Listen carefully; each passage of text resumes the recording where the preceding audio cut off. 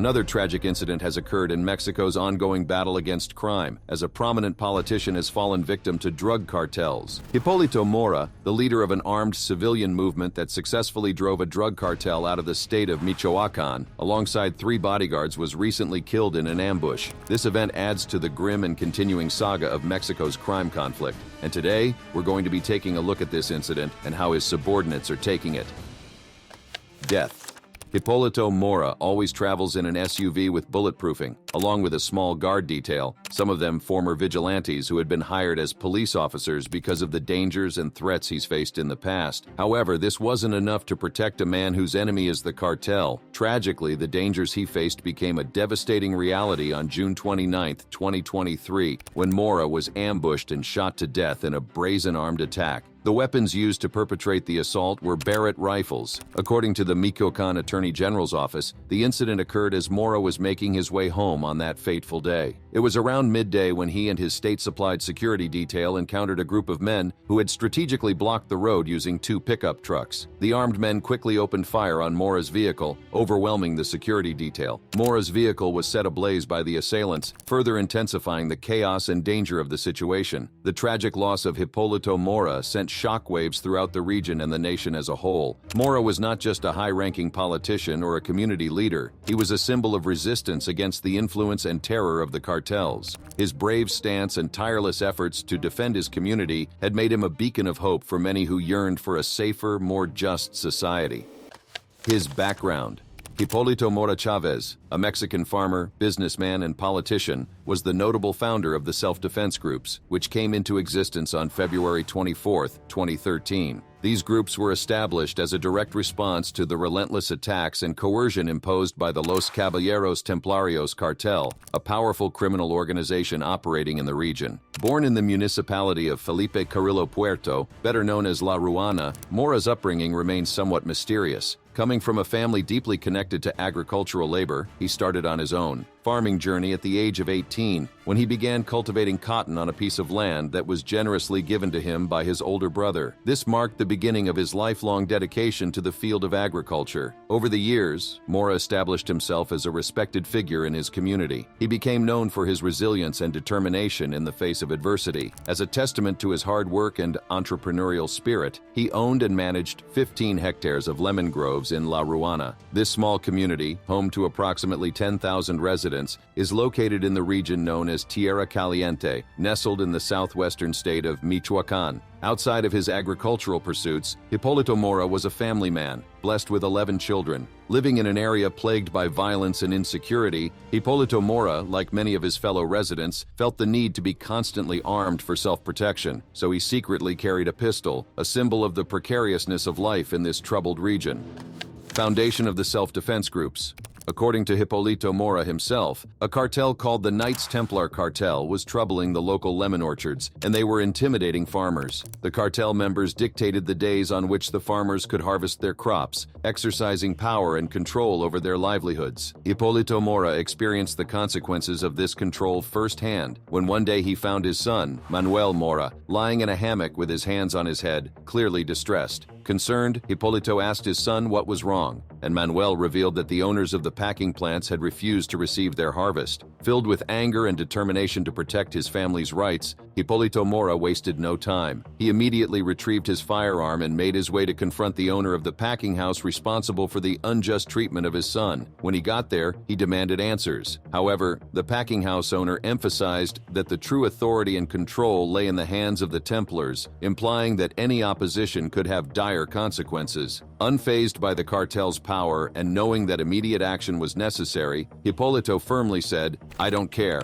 Tomorrow, you will receive my son's harvest. I don't know how you are going to do it, but it will happen." There was a significant turning point in the midst of these tense circumstances. Hipólito Mora received a phone call from a trusted friend in Tepecaltepec. He had previously collaborated with this person on a plan for an uprising. The friend told Hipólito that there were already interested parties looking to talk to Hipólito about his plans. This marked the beginning of a new chapter in their struggle against the cartel's tyranny. A few weeks after that, on February 24, 2013, La Ruana, the very town where Hipólito resided, became the first community to rise up in armed resistance against the oppressive rule of the Knights Templar cartel. This courageous act of rebellion sparked a significant movement that aimed to challenge the cartel's authority and restore peace, security, and justice to the region. Following the uprising in La Ruana, Buenavista Tomatlan joined the movement against the Knights Templar cartel a few weeks later. Hipólito Mora, determined to rally support, employed a publicity vehicle to spread the message throughout the town, inviting his neighbors to gather for a meeting in the town center.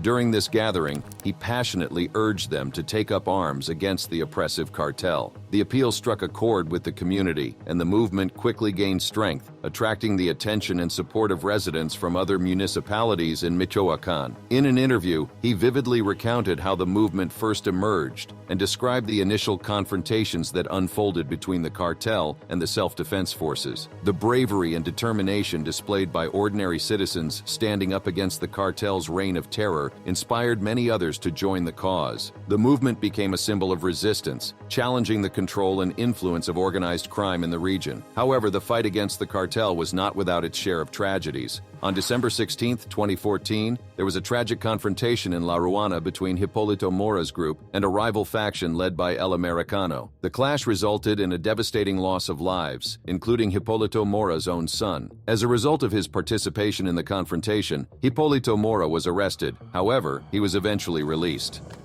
Politics. After his brief foray into politics as a candidate for a federal deputy, Hipólito Mora returned to his home and focused on caring for his family. Despite the challenges he faced, he firmly believed that his fight against organized crime was far from over. In recognition of his remarkable courage and relentless efforts against organized crime, Hipólito Mora was honored with the Citizen Merit Recognition in 2015. In March 2015, Hipólito Mora's political journey took a new turn when he was announced as a candidate for federal deputy by the Movimiento Ciudadano party. He represented the Apatzingan-based District 14th of Michoacán, seeking election in the federal elections scheduled for June of that year. Although his candidacy generated significant enthusiasm and support among his followers, he unfortunately did not secure the nomination through the voting process. Following his participation in the Movimiento Ciudadano party, Mora experienced differences with the national leadership, which led to his departure from the party in 2018. One of the primary reasons for his decision was the fact that he was not included as a candidate on the party's multi-member lists. Despite the setback, Mora remained committed to his political aspirations and continued his efforts to serve his community. On December 9, 2020, Hipólito Mora received a fresh opportunity to pursue his political ambitions when he was elected as the candidate for the governorship of Michoacán for the 2021 state elections. This time, he represented the Encuentro Solidario party, which offered him the platform to present his vision and ideas to the people of Michoacán. The announcement of his candidacy garnered attention and anticipation among his supporters and political observers alike. With his registration as an official candidate on March 11, 2021, Hipólito Mora's bid for the governorship became even more tangible. The campaign trail presented him with an opportunity to engage with the electorate, listening to their concerns and sharing his proposed solutions for the challenges facing Michoacán. Mora's reputation as a leader who had stood up against organized crime and fought for the well-being of his community lent credibility and resonance to his candidacy. When the elections took place on June 6th, Mora's campaign efforts garnered a notable level of support from the people of Michoacán. He received a total of 54,794 votes in the state, accounting for approximately 3.13% of the total votes cast. While he did not secure the governorship, his candidacy achieved a respectable fifth place in terms of votes received among all the candidates, underscoring the enduring impact of his advocacy and commitment to public service.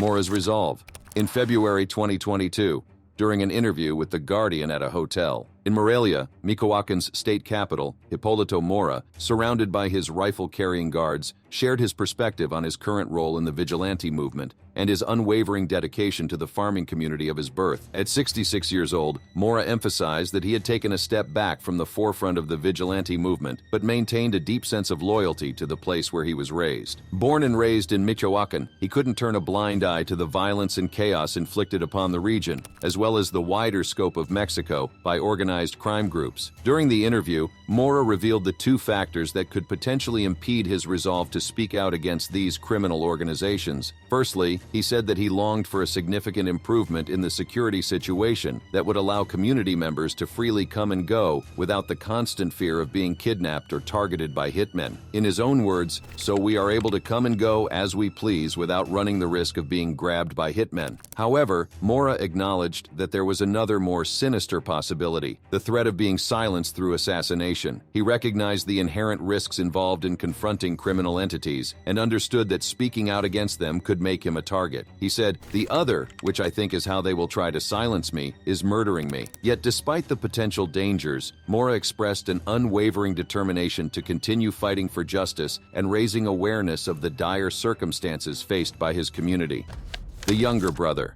Guadalupe Mora Chavez, the younger brother of the slain leader Hipólito Mora, placed the blame for his brother's killing on another local cartel that has been terrorizing the area. According to Guadalupe, it was the Viagras cartel who carried out the attack. He said that he had noticed armed men driving around the town of La Ruana earlier on the day of the incident and immediately called his brother to warn him. Hipólito acknowledged being aware of the situation. Guadalupe, who lives near a local military base housing Mexican Army and National Guard troops, claimed that after noticing the presence of armed men in town, he climbed onto the roof of his house to get a better view over the base wall. To his surprise, there were no soldiers inside the base at that time. This observation led him to suspect that the troops had intentionally left the base early on the day of the attack, suggesting a possible collusion with the attackers. Guadalupe alleged that the soldiers had left in agreement with the assailants, allowing them to carry out the deadly assault on his brother and his followers. He also said that he didn't believe that the timing of events was a mere coincidence. He firmly believed that the soldiers' absence and delayed response were intentional. According to his account, when the townspeople desperately tried to extinguish the fire engulfing the vehicle targeted in the assault, the troops failed to arrive on time or offer assistance.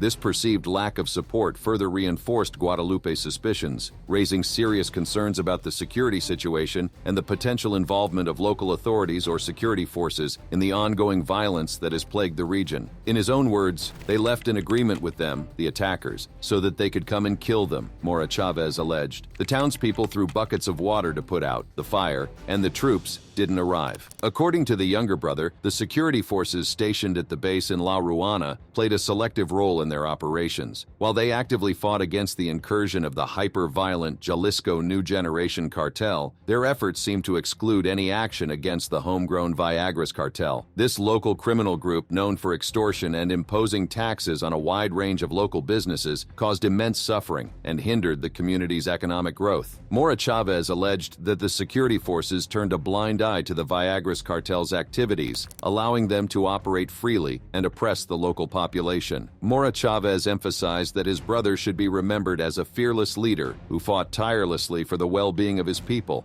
He believed that the government, unfortunately, did not provide the support Mora deserved. In fact, it seemed to be against him. According to Mora Chavez, the lack of backing from the authorities weakened Mora's ability to protect himself and the community he cherished. The president's remarks. However, President Andrés Manuel López Obrador categorically denied any involvement of the military in Mora's tragic death. He refuted the allegations, asserting that the security forces were not complicit in the attack. López Obrador also mentioned that the governor of Michoacán, Alfredo Ramírez Bedolla, had advised Mora to leave La Ruana for his own safety. However, one of his relatives, who asked to be anonymous due to concerns of reprisals, seemed dismissive of the president's assurance that Mora had been forewarned about the dangers he faced. The relative's response reflected a deep sense of loyalty and connection to Mora's hometown. They highlighted the fact that Mora's lime orchards were an integral part of his identity and livelihood, emphasizing that he felt compelled to return despite the risks involved. Before the tragic armed attack that claimed the life of Hipólito Mora, there were disturbing signs of targeted violence. Mora's house in La Ruana had previously been subjected to gunfire, as reported by the Reforma newspaper. Remarkably, Mora also managed to escape unharmed during a separate incident in March, which appeared to be a deliberate attempt on his life. Michoacán Governor Alfredo Ramírez Bedolla expressed profound regret over the cowardly murder of Mora and his civil guard security detail. The governor issued a strong statement, vowing that there would be no impunity for those responsible for taking innocent lives. He emphasized the government's commitment to bringing the perpetrators to justice and ensuring that they face the full weight of the law. He said, "We say it loud and clear. There will be no impunity for those who take away lives. We will get to the bottom of what happened, and justice will be served." During a press conference held on a Friday morning, 30th of June, President Andrés Manuel López Obrador also addressed the tragic murder of Hipólito Mora. He described the incident as deeply regrettable, expressing his condolences to Mora's family and loved ones. However, the president went on to suggest that the crime was a lingering consequence of the violence that had been fostered during the previous administration of former President Felipe Calderón. Calderón had initiated a militarized campaign against drug cartels shortly after assuming the presidency in late 2006. López Obrador's remarks indicated a broader perspective on the underlying causes of such violence, emphasizing the need for comprehensive measures to address the root issues. War against cartels. In 2022, Hipólito Mora voiced his concerns about the deteriorating situation in Michoacán, which he believed had worsened since his leadership in the fight against the Knights Templar cartel in 2013. Although the Knights Templar had been largely disbanded, their void was quickly filled by the Viagras cartel, also known as Cartels Unidos. This new cartel engaged in activities such as kidnapping, killing, and extorting money from farmers and businesses, perpetuating a climate of fear and violence. Mora's frustration with the federal government's approach to the issue was evident. He highlighted the government's focus on combating the incursion of the Jalisco cartel into the state, while seemingly neglecting the homegrown cartels causing havoc in Michoacán. According to Mora, the government needed to broaden its efforts and target all cartels operating in the region, rather than solely concentrating on one. Falco Ernst, a senior analyst at the International Crisis Group, echoed Mora's sentiments, acknowledging that Mora's criticism was spot on. Ernst pointed out that the government's strategy appeared to involve forming alliances with Cartels Unidos to push back against the offensive by the Jalisco cartel. This narrow focus, according to Ernst, neglected the comprehensive action required to address the overall problem of cartel violence in Michoacán. Mora's observations shed light on the complexities and challenges of combating organized crime in the region. The rise of new cartels and the continuous cycle of violence have made it increasingly difficult to achieve lasting peace and security. Michoacán continues to be plagued by criminal activities, leaving its residents vulnerable to the influence and brutality of these cartels. The prolonged violence in Michoacán and the assassination of Hipólito Mora serve as a poignant reminder of the shortcomings of short-term strategies pursued by both state and federal administrations in addressing the security situation in the region. Falco Ernst emphasizes that despite Mora's long-standing and well-known status as a threat to criminal organizations and his public confrontations with successive governments, his death underscores the persisting and acute nature of the security challenges faced in Michoacán. In his own words, that Hipólito has been under threat for this long and has been so publicly a number of times like a stone in the shoe of successive governments that he would perish now, so long after the original uprising, just underlines how acute the actual situation still is. Self-defense groups like the one founded by Mora initially garnered widespread admiration from many Mexicans, who saw them as valiant heroes standing up against the cartels. However, as time went on, some of these self-defense groups faced infiltration by criminal elements and were tainted by allegations of engaging in illegal activities themselves. What had started as a noble movement to restore peace and security became marred by internal power struggles, corruption, and the influence of drug trafficking organizations seeking to exploit the chaos. Ioan Grillo, a Mexico-based British journalist who focuses on crime, said, "The autodefenses of Michoacán appeared like the heroes that Mexico needed against cartels. However, by the end, many had become narco-defensas with the same vices," he wrote, adding, "But Hipólito Mora represented the best of the movement, and his death is another tragedy in the relentless war." Funeral. In the humble town of La Ruana, a poignant scene unfolded as a small gathering of approximately 50 mourners congregated on the dusty road outside the residence where Hipólito Mora's coffin lay, enveloped in a somber ambiance illuminated by flickering candles and adorned with symbols of faith. The atmosphere was heavy with grief and a palpable sense of apprehension, as each mourner carried the weight of their own fears and the lingering presence of drug cartel gunmen in their thoughts. Among the mourners were people who had once stood shoulder to shoulder with Mora during the courageous uprising of 2013. However, the specter of reprisal and the relentless violence perpetrated by these criminal factions forced many to hide their identities, opting to speak anonymously out of sheer necessity. The pervasive fear that still gripped the community, even in the aftermath of Mora's tragic death, spoke volumes about the lasting impact of the criminal elements that continued to haunt the region. Mora's brother spoke up about the low turnout at the funeral, attributing it to the paralyzing fear that had seeped into the hearts of their neighbors and loved ones. The echoes of gunshots and the constant menace of cartel presence had left an indelible mark on the collective psyche, discouraging many from openly expressing their grief and paying their final respects to a leader who had fought valiantly for their community. In the midst of the mournful gathering, one relative, wearied by the years-long struggle against the cartels, drew a long sigh before responding to the question of whether the arduous battle had been worthwhile. With a heavy heart and a touch of resignation, she replied, "No, I think it wasn't. We find ourselves in a state of even greater despair than before." Her words reverberated through the crowd, capturing the prevailing sentiment of disillusionment and a deep-seated belief that despite their sacrifices and determination, the security situation had deteriorated rather than improved. Self-defense group resurgence? Some family members voiced their frustrations and even suggested the idea of reviving the armed farmers movement that had successfully expelled a cartel in 2013 to 2014. His younger brother expressed his deep frustration and determination to seek justice for his brother's tragic death. He passionately voiced his concerns about the lack of effective action taken by the governor to address the persistent presence of gangsters and restore peace in the region. In a strong statement, Guadalupe made it clear that if the government fails to swiftly and decisively address the issue in the next few days, they will be compelled to mobilize the people once again and take up arms against the criminal elements. He revealed that many individuals have already reached out to him, offering their support and readiness to join the fight. In his own words, "If the governor does nothing to get us justice in the next few days and get these gangsters out of here, we're going to call on the people. We're going to take up arms." However, many people, while acknowledging the bravery and sacrifice of the past, doubted the possibility of reliving that heroic yet tragic chapter.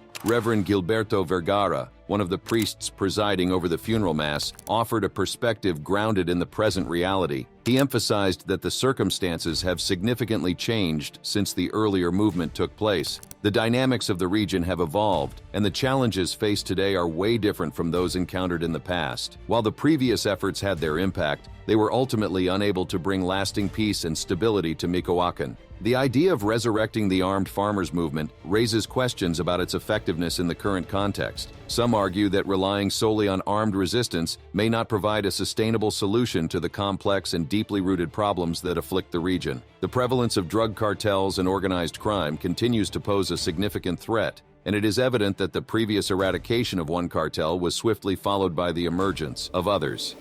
Drug cartel issues in Mexico. In the wake of Mora's tragic death, there is a sense of disillusionment and doubt among the community. The violence and insecurity that persist in Michoacán serve as a stark reminder of the ongoing challenges faced by the region. While the memory of the past movement still lingers, there is a recognition that simply repeating history may not yield the desired outcome. The need for a comprehensive and multifaceted approach to address the root causes of violence is becoming increasingly evident. While President López Obrador expressed his deep regret and sorrow over the tragic killing of Hipólito Mora, he also took the opportunity to address the underlying issues that have plagued Michoacán state for years. López Obrador launched into a critique of the failed war on drugs, initiated by former President Felipe Calderón, which he believes has contributed to the ongoing violence in Mexico. During his daily news briefing, when questioned about Mora's assassination, López Obrador didn't shy away from his criticism. He said that the incident was a stark reminder of the violence that the government, through its historical approach, has inadvertently supported and allowed to persist. There's an ongoing low-intensity war between the Mexican government and various drug trafficking syndicates. However, this doesn't seem to be enough. Like Mora, these cartels have claimed the lives of many people. The number of casualties attributed to cartel-related violence is alarmingly high, with an estimated 115,000 people losing their lives between 2007 and 2018. From 2018 to 2020 alone, there were approximately 11,400 reports of gang violence, with over 80% of the attacks specifically targeting civilians. This has resulted in a staggering 13,000 deaths during that period. These statistics paint a grim picture of the situation in Mexico, highlighting the profound impact that the cartels have on the lives of ordinary people. The violence perpetrated by drug cartels cartels not only claims the lives of innocent individuals, but also creates an atmosphere of fear and insecurity throughout affected regions. Communities are left in a state of constant unease as they are caught in the crossfire of rival cartels vying for control over lucrative drug trafficking routes. This pervasive violence not only disrupts the social fabric of these communities, but also hampers economic development as businesses struggle to operate under the constant threat of extortion and violence.